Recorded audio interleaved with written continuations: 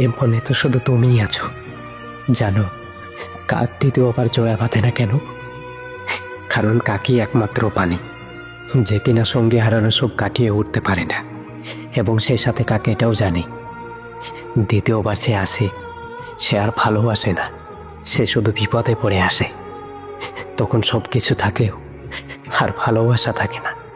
বুঝলে প্রিয়, আমার ভালোবাসা একটাই, আর সেটা হলে তুমি। দেখলে মায়াবতী, পরিস্থিতিটা কেমনভাবে বদলে গেল।